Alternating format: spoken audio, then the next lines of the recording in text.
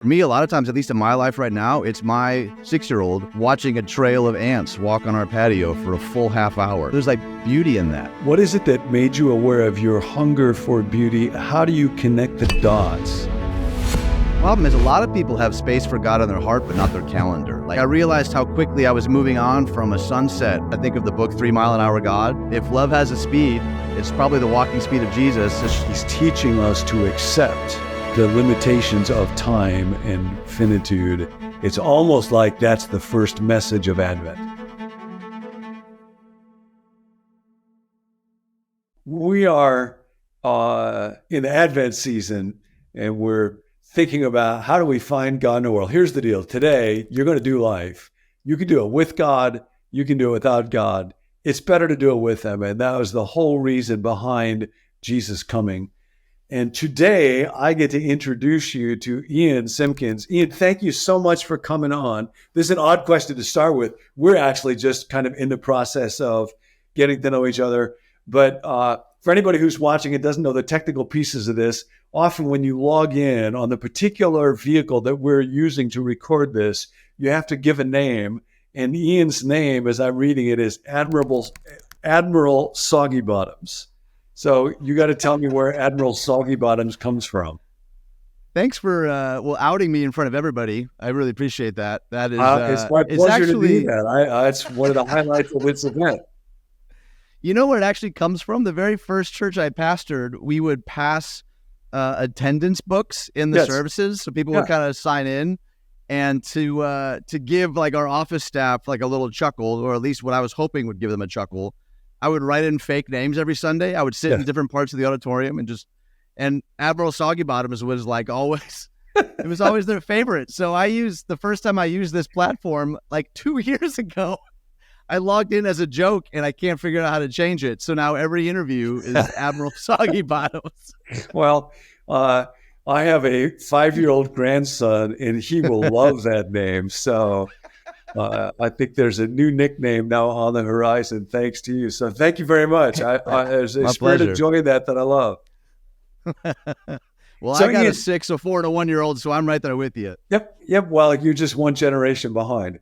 I'd love to hear a little bit about your own spiritual journey. I know that you are working as a pastor. You have lots and lots of creative aspects to what it is that you do. But I'd love to hear a little bit about your own kind of spiritual journey. And as we think about how do we find God, how do you find God in your world? How did you find Him in your own life and world? Yeah, gosh. That's such a good, complicated question for me. You know, I grew up the oldest of 7 kids outside Detroit, Michigan. Yeah. And I went to church because my dad was big and scary and said, you have to. It wasn't a particular joy or hatred of it. I just sort of went and had kind of discovered music somewhere in there, and that had kind of become like my community. And one Sunday, our pastor came up to me and said, hey, I'd like you to preach next month. And I was like, oh no, thank you. And he said, oh, I wasn't asking, I was telling. Wow. And I didn't even know how to do that. So I prepared a message that would later become very prophetic for me on Moses, the reluctant leader. And wow, it was a train wreck, John. It was awful. I walked off the stage totally dejected, and this sweet old woman came up to me afterwards, and she said 2 things, actually. She pointed to the stage, and she said, that was bad. And I said, thank you, I'm aware. And then she said, but I believe the Lord has given you a voice, so you better learn how to actually use it. And wow. That was sort of a trajectory shifting thing for me. And so I ran from that for a few more years and ended up moving to Chicago to study student ministry, because I figured if I'm going to do the whole church thing, I should at least go where the Mountain Dew and lock-ins are. Like, that seemed to be the most fun. And I had some internship experiences that weren't so great, and told my parents, I don't think I can do this church thing. And then that next day I got a job offer, and I spent a summer at India, and that became a really formative season for me. And when I came back from India, I started at this church, and then a year later, the pastor that hired me was removed in a really kind of heartbreaking way, and it was a really rough season, and hired an interim guy, and everything kind of spiraled, and the elders discovered that we had 6 months to bankruptcy, and so they called me in, And they essentially said, do you want to take a crack at it? And I was like, not particularly. No, that seems like a kamikaze mission. And they said, well, Not would you at unless you least could pray do and it under fast? the pseudonym of Admiral Soggy Bottoms. Yeah, that's where I should have implemented it. That would have Yeah. made more sense. Yeah. But by the grace of God, I asked for a week to kind of pray and fast about it. And I don't know how else to talk about it other than the Lord just did a 180 in my heart. And that's how I kind of accidentally became a lead pastor in my 20s when I was more than unqualified. That's amazing. And talk a little bit, I know the word common has been an important word for you, and the notion of the common year. And so part of the idea of Advent season and Jesus is that he came into the world in a very common way. He came in a very ordinary way. Dallas Willard used to say that a sacrament is something common, something ordinary that becomes the vehicle of something extraordinary, uncommon. Yes. So I'd love to hear you unpack that a little bit as people are thinking about their own very common life and common day. Yeah, as I just started doing life with people and ministering with people, like in the mess of their actual existence, I realized that we'd created this kind of dichotomous relationship in the church world where there's all this attention and money kind of given to the big and the grandiose, and our people were kind of articulating, I don't live in the big and the grandiose. There are mountaintop moments, but most of my life is lived in the ordinary. And does God have anything to say or show me in the mundane, the common that's like right under our noses? And I remember thinking about learning about the transcendentals of, truth, goodness, and beauty, and how in the West we had seemed to really latched onto the first two, but beauty had sort of become an afterthought. And the more that I sat with that, I was like, man, where truth and goodness try to convince, beauty seeks to invite. Like there's an invitation to, how do we pay attention? Dallas Willard says the first duty of love is to give attention, right? It is the Lord, open my eyes to what you're doing right here and now. And I didn't realize how trajectory shifting that conversation would be for me. And how do we help people not just navigate the massive highs and lows, because we'll hit those too, but the middle space that most of us occupy, that now since becoming a father, I'm realizing my boys live with a certain sense of wonder and awe for stuff that I would otherwise mostly just overlook. And like getting to see the world through their perspective has been massively life-changing for me in a way that I don't think I could have predicted. Wow.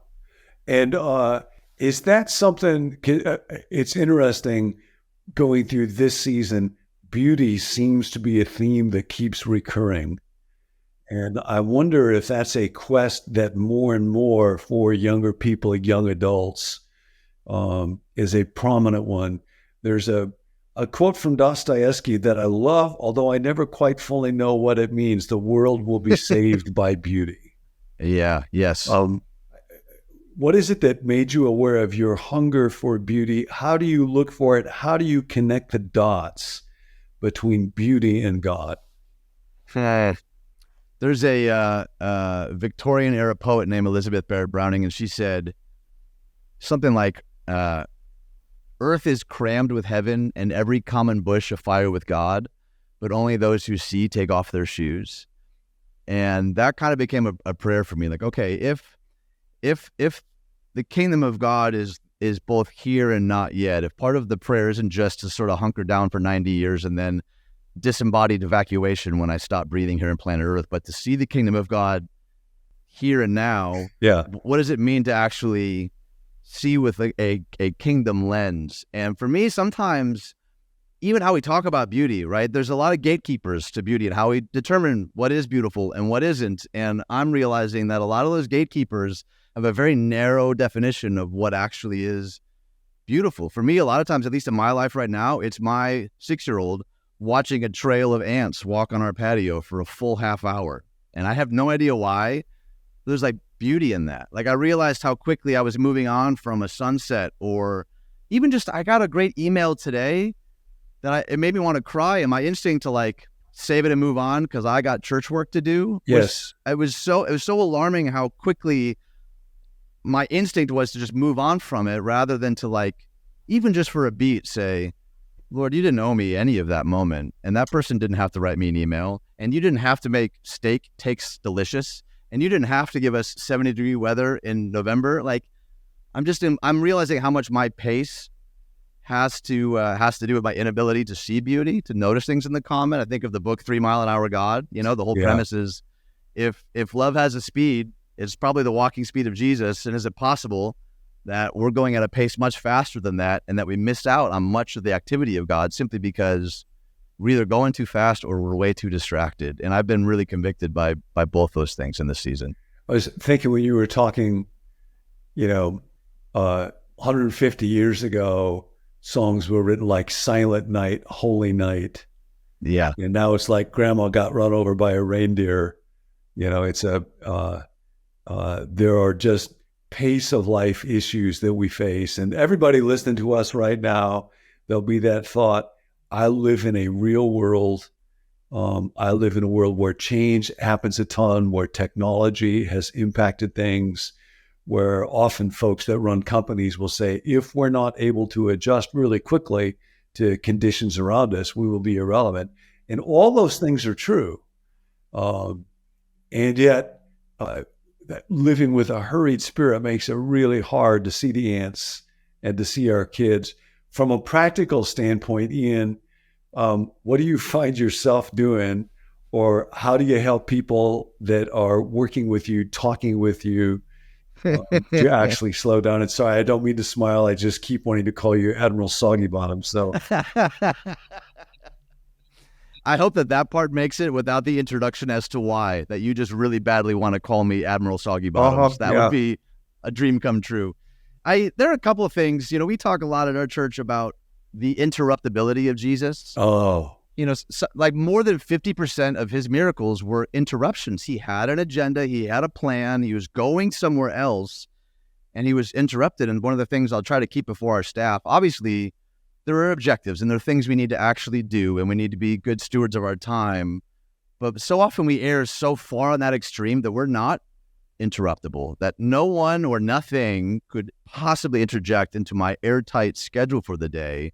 And I had a mentor years ago, he asked me this question, and my life has been marked by like really faithful men and women who have had the courage to tell me the hard truth about myself. And he said, Ian, does your pace of life look like that of someone that actually wants to hear from God? And that, say that question. So say that question one more time. He says, does your pace of life look like that of someone who actually wants to hear from God? And I knew the answer to that. Like, he didn't have to tell me. It was, he always had these pithy truisms. He's like, the problem is a lot of people have space for God on their heart, but not their calendar.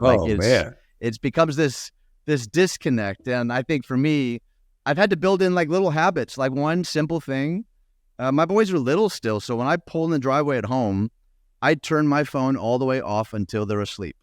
That's not that big of a commitment. It's about an hour and a half, but my boys, my 6-year-old in particular, there's been a couple of times where I've answered him while also being on my phone, and he hasn't learned social cues yet. So he climbed up on the counter and he grabbed my face and said, Papa, listen. And I was so grateful for that, because I don't want my boys to be hearing the sound of my voice without seeing the whites of my eyes, So now I turn it on. It's how can I be present? I think presence is the medium of love. And if the aim for us is not just to be loving, but to become a people of love, that will require presence and slowing down and being honest about, this is a formation device. It's not just technology. If it's the first thing we reach for and the last thing we look at, it's forming it. It's doing something to us. Yes. And I'm not anti-social media and anti-technology, but I think we have to be honest about the kinds of people that it is developing us into. Wow. And as you have sought to do that, with your family, with people that you love, trying to do it with God, where do you find it hard? Where does it make you anxious? Where is it that when you say, okay, I'm going to turn this off, there'll be something inside your body, an adrenaline flow, a habit, a reflex? What fights against that in your own spirit? Because I know tons of people who are listening to this right now are going to be feeling that sense inside their bodies. Yeah, I think I have only very recently realized that I have had crippling imposter syndrome for most of my life. And the undercurrent of that is I've bought into the lie that I'm only as valuable as what I can produce or what I can accomplish. And if my phone is off, that means I'm either not accomplishing or I'm not in the know. And to take those two things from me at my weakest, at my most unhealthy, that, exactly to your point, that creates a real anxiety. What do I not know because that's off? Or what am I not accomplishing? How am I not making an impact because I'm looking at a trail of ants right now? This is, again, to circle back, this is why I love beauty so much, because beauty is really, really at its core, it's not meant to be commodified. You know what I mean? Like, it's not, oh, how can I turn this into a profit? Or how can a sunset is a sunset. And you should maybe look at a sunset and say, was that my idea? It wasn't. And I'm so grateful that it wasn't. And that's a gift to us. But when we move right to the next thing or the next email or the next accomplishment, yeah, and it's, again, I think it's like a muscle. I think like anything, the first couple of days was really hard. And I still had those phantom vibrations where you'd like reach for the phone. Restless leg syndrome. Over the course of all of that. And my boys would kind of look at me like grab my hip. Is he okay? Is something wrong with Dad? But over time, it just becomes a part of it's like a liturgy of home. It's like, how do I want to be as a father in this space? I know that it isn't distracted and it isn't hurried and it isn't, my mind and heart and will is somewhere else other than right now having pizza with my boys and watching a cartoon. You know what I mean? Like that. I had to get really honest about those questions. And the formation question for me was, man, if I don't do this, I know that we become what we behold, right? We reflect what we revere. And I was reflecting and beholding some stuff that was not pointed in the direction that I knew I needed to head. It's funny, I don't know that I've ever made this connection, but thinking about the Advent season and Jesus' birth, it's kind of striking that his ministry is not going to start for another 30 years, but he's not in a hurry about that. And he shows up as an actual baby, and then he grows up 1 year at a time. His father, Joseph, so far as we know, dies somewhere before he begins his ministry, so he never actually gets to see it. And most of Mary's life is just simply raising him and the rest of the family. And it's like he's teaching us to accept the limitations of time and finitude and to find God and goodness there in his own existence and ministry and incarnation. It's almost like that's the first message of Advent. And I'd never thought about that till you were talking about that connection. I think of Alyssa Britt Cole wrote a book on Jesus' obscurity, and she says, in much more poetic language, she says, when we say that we want to become Christ-like, most of us aren't referring to his obscurity. Like we say, oh, make me more Christ-like, and we think the end product, the glory, the recognition, but we're not usually talking about either his obscurity or his suffering. And yet we know that both of those are very present in the life and ministry of Jesus. And I think you're spot on. 30 years of seemingly no progress would be far longer than most of us are willing to tolerate. Yeah, right? Hard to hold on to your job if that's what the results look like. Just give me a couple more decades. I promise I'll hit the markers that you're asking for. Yeah. So let's come back to that idea of interruptibility for a moment. It's kind of striking, not only in Jesus's life as you talk about that, but think about in his teaching, like the parable of the Good Samaritan. That really, in some ways, the first two characters there, the priest and the Levite who are on their way to the temple, it's not necessarily that they had such bad hearts, and it may even be what they thought of was, I'm devoted to God and towards doing good. But the difference between them and the Samaritan was they were just not interruptible. And the Samaritan was interruptible. And how often in my own life, if I see somebody who needs help, the biggest issue is if I'm in a hurry, then I feel like I just don't have that option. I'm not able to do it. And ironically, when I think that I am busy serving God or doing something that's really important, that may actually be the primary factor that makes me not interruptible. And then I'm not able to find God laying on the side of the road. Yeah. I mean, you're pushing on a nerve for me because I've been in vocational ministry for almost 2 decades now, and I've had to realize how often I justify my workaholism because I'm doing it for God, you know? And I realized something pretty dark. It's like alcoholics get treatment, but workaholics get applause. There are a lot of cheerleaders on the road to burn the candle at both ends, always be accessible, always be achieving, even for the kingdom, right? And I think it kind of hit me square between the eyes, like what you cannot rest from, you are a slave to. And I think for me, that was a really difficult season because it was having to actively say no to things that were getting me a lot of accolades that were feeding my ego. And I was like, well, they're kind of cheering me on here. The more things I say yes to, the more stuff I sign up for, the more yeses that I give. And that was really, really difficult for me, I think, to be willing to say that ultimately is not what satisfies or delivers, and is leading my heart into a place that I don't think that's the kind of person that I want to become. And that was, I mean, I wish I could tell you that was always up and to the right. Like, oh, I've just gotten more present and better at pacing and better at recognizing beauty. But it kind of ebbs and flows. Like I'm a drummer. For me, it's less about balance and more about rhythm. And there are going to be seasons where, yeah, I'm working maybe a few hours than I normally would, but I need to now balance that. My wife is so good at things like quality time and how do we guard that, and how are we intentional with our boys and with our family. And I'm so grateful for her to kind of offer me a much bigger eternal perspective than I often have when I'm sort of like nose close to the canvas, like, oh, I have to get this done and I have to crush it and it has to be great, you know? There's a study that's been going on for a long time that's looking at flourishing in life. And it's talking about flourishing for people that do ministry, the kind of thing that you and I do, but this would relate to everybody who's watching or listening right now.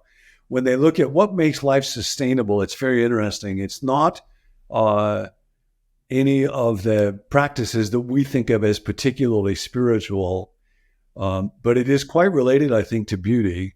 It's if you have, it's actually a hobby, but they don't call it a hobby because hobby doesn't sound important enough, so they call it a niche activity. Something that you engage in that captivates you deeply enough that you lose track of time. And I think that losing track of time is very much connected to hurry, an inner state of hurry. And so when I get caught up in something that's beyond myself, that's bigger than myself, where there's a sense of transcendence, where God is involved, and that's one of the indicators of it. And I think that's why we love beauty so much, is that beauty tends to have that impact on us. But people that live a sustainable way of life spend at least a half an hour every week engaged in some activity that's so captivating to them that they lose track of time. Would that be music for you? What is it that you find in your own life when you engage in it? You find beauty there, you discover goodness there, and it causes you to lose track of time. I think that would certainly be one of the areas. You know, I don't typically love doing things I'm terrible at. Is it? And yet music is one of those things for me. I love writing, but I'm embarrassed to admit I never learned how to type properly. So I still hunt and peck like a child. Well, that's like great. There's these things that I love doing it, but I know that I'm really deficient in it. And I have to kind of, I have to reconcile some of that too. But I think since having kids too, that world has honestly expanded a little bit for me. Like I now find myself being captivated by what captivates them. And I think allowing myself to be, I read a Jesuit priest decades ago, and he was quoting a neuroscientist who said, when it comes to beauty, our minds are like Teflon, but when it comes to negativity, our brains are like Velcro. Oh, God. So that's great. It adheres to negativity instinctually and immediately. But with beauty, it kind of just slides right off unless you make an intentional effort to say, I'm going to appreciate this meal. I'm going to appreciate this sunset. I don't get to see this friend very often. I'm going to savor. Like most of us simply count our blessings. Like what if we started to savor them in a way that was really intentional? Lord, help me to be more mindful of even like the small lowercase g gratitudes throughout my day. And those tiny disciplines is back to the common. Like it isn't like, oh, I discovered I had $1 million at the bank. I didn't know it was there. Hooray. It's more like, oh, this has always been here. Yeah. And I wasn't paying. It's Jacob, right? Surely the Lord was in this place and I was not aware of it. Lord, make me more aware. The thing that I think has been haunting for me, but also kind of a blessing, is that we're always in God's presence. His presence is never what's lacking. What's often lacking is my awareness of it. And that has been such a seismic shift for me.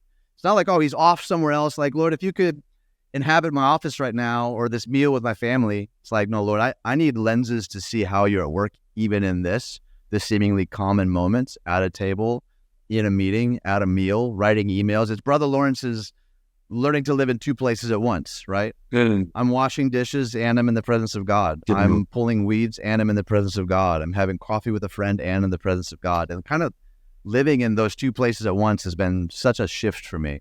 So one more question, and that's beautiful. And I don't know that I'd thought of that or seen that phrase before, to be living in two places at once. That right now I'm sitting here in this bedroom with this little setup and have a conversation with Admiral Soggy Bottom and living in the kingdom, and that there could be joy and that there could be beauty.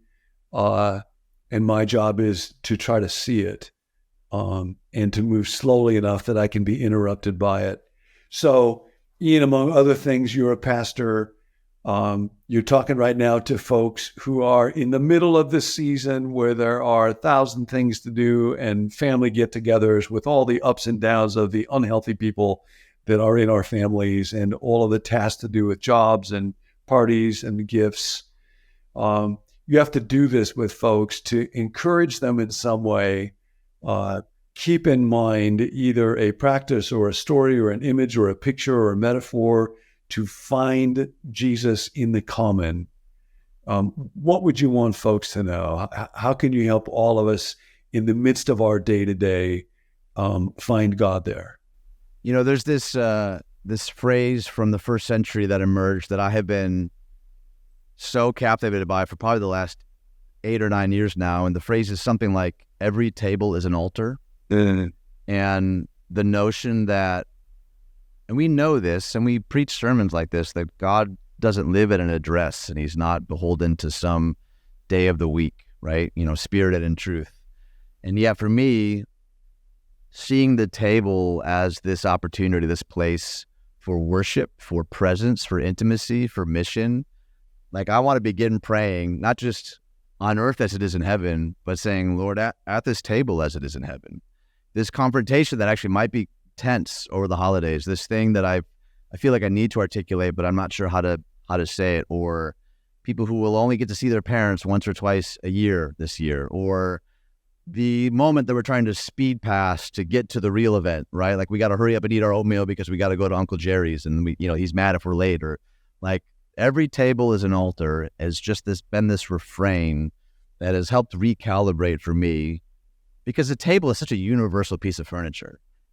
You know, everyone has one, and maybe it's a dining room table. Maybe for you, it's a boardroom table, or maybe it's a lunchroom table, or maybe it's a poker table. I don't know. Like, what would it look like for the kingdom of God to pray at this table as it is in heaven? At every table we sit at. I mean, so much of Jesus' ministry is around tables. He's either at a meal, coming from a meal, or going to a meal. At the very least, that has to be worthy of our attention. Like, okay, something profoundly sacred, something beautifully kingdom is happening at tables. And in the coming months, we're all going to be at a bunch of them. You know, how can we kind of reimagine, God, I want to be like Elizabeth Barrett Brown. I want to take off my shoes and recognize like the sacred dignity of this moment at this very ordinary piece of furniture at this table as it is in heaven. That's kind of becoming my prayer in this season.